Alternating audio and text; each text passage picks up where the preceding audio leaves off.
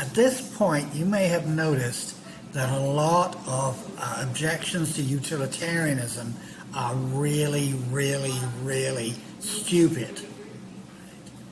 And this has been noticed by utilitarian philosophers who talk about many objections to utilitarianism based on the assumption of universal stupidity. Let's assume that human beings are stupid, incapable of learning from experience, incapable of figuring things out. Oh no, if everybody's really stupid, nobody's going to be able to figure out how to do utilitarianism, how to do the right thing. We're all doomed, so we should throw away utilitarianism and use some other moral theory. That doesn't work. People generally are not stupid. They're not geniuses. Most of us are not geniuses. I'm certainly not a genius. But we're not really stupid. We can calculate the effects of our actions on the general happiness. For pretty much anything you do, if you hurt an individual, you reduce general happiness. If you introduce cyanide into a water supply, you reduce general happiness, so don't do it. In your personal life, there's often lots of opportunities to do this, and it's really clear what it's going to do.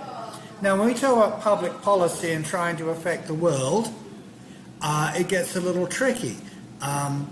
Good information is hard to come by. You remember that thing where we're not supposed to use straws anymore because plastic is a problem in the ocean, and straws are made of plastic, so therefore it must be the straws, but it actually isn't. It's fishing nets, discarded fishing nets, that have nothing to do with us, and we have very little ability to control it. The best I can say is vote for politicians who are likely to do the right thing, and join a pressure group and tell people, hey, spread the word, it's fishing nets, maybe you can do something about that and work it out.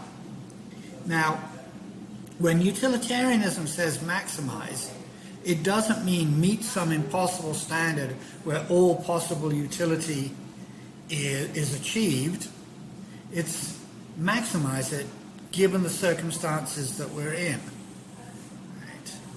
So here's the bottom line on this objection. A world in which everybody, or a large proportion of people, are doing the best they can to reduce the overall pain in society, to reduce the suffering of people who are really badly off, to try to end homelessness, to end hunger, to end diseases over the course of, to deal with pandemics. A world in which people are trying to do this and they're doing the best they can is much, much better than a world where nobody cares about anybody else's interests. We've had worlds like that. Colonialism, that's a historical thing. The unregulated economies, where there was no FDA, there were no labor laws, and things like that. Things were horrible then. We can tell the difference between a society where things are generally good and a society where things are generally bad. All of this stuff we can figure out, and we can figure it out in good time and make changes to fix it.